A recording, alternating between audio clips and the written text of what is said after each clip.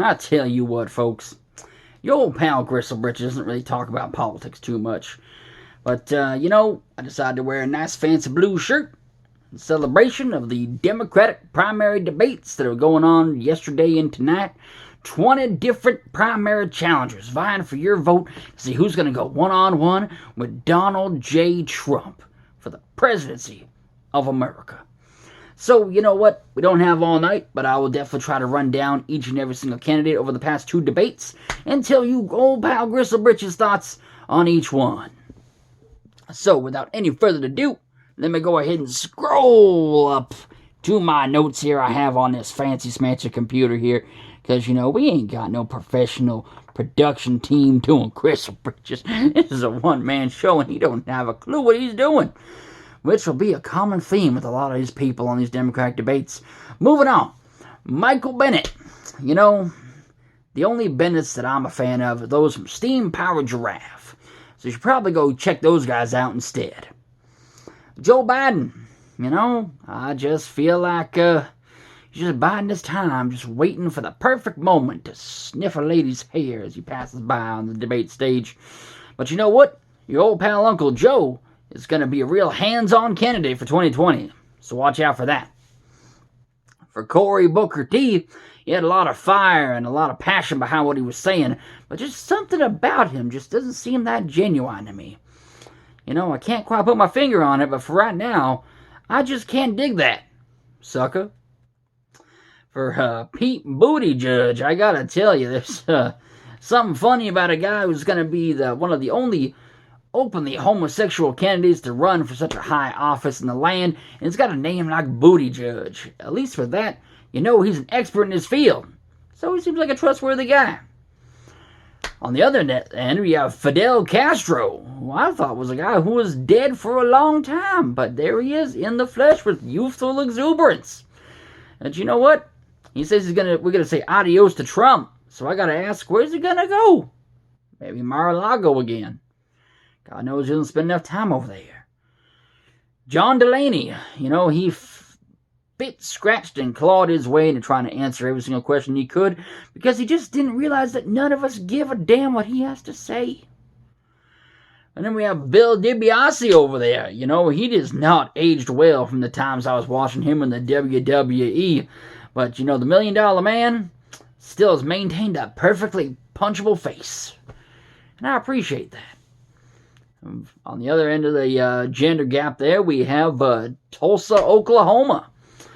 Who, for a girl named after a Middle America city, she's a darn pretty lady. And she's former military, too. She's probably going to kick the crap out of me for calling her Tulsa, Oklahoma and butchering her name so bad. So, stay tuned for that. For Kirsten Gillette Brand, I gotta tell you, I wasn't expecting Citizens United to be so bold in the corporations and actually buying the politicians and renaming them after a shaving company. But you know what? More power to them. It looks good on her. For Kamala Harris, low-key, I think this lady is my favorite thus far. No real punchlines there, just the facts. Kamala Harris is, she's got the pulse on what actual, struggling Americans are dealing with, especially mothers.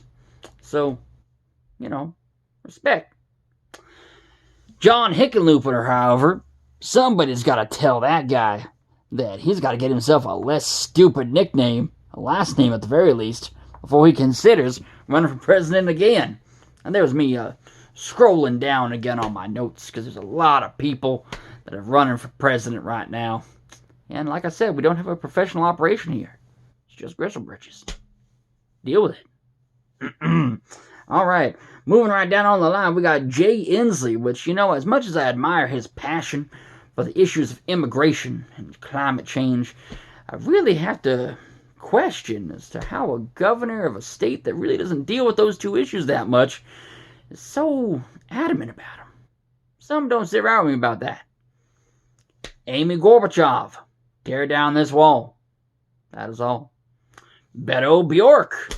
You know what? If you put him in a room with Bill DiBiase, the $1 Million Man, and you told me I could only punch one of them, I'd still probably punch Billy Boy over there, but it would be a damn hard choice. Tim Ryan, you know what? I'm with this guy.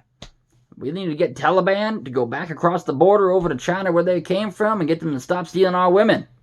So, Tim Ryan, you have my support. Bernie Sanders, he's a front runner, and I expect this guy to go all the way to the end until Kamala Harris buys him a new private jet and promises him some paid speaking arrangements on behalf of her campaign in the presidential campaign trail. So, you heard it here first, folks. Grisle Britches predicting Bernie Sanders' path into politics like it hasn't happened before. Eric Swallowswell. You know what? Something tells me that him and Pete Buttigieg would get along just fine. No reason.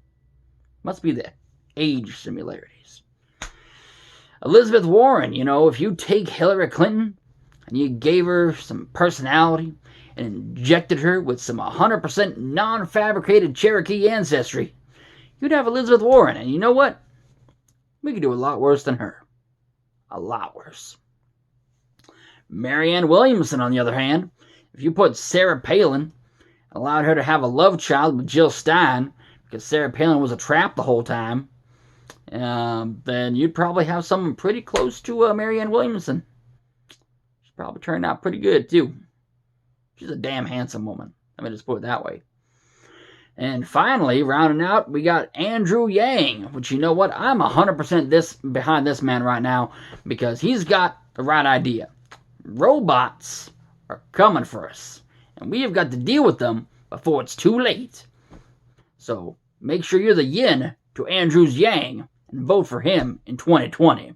If my name ain't Grisle Britches.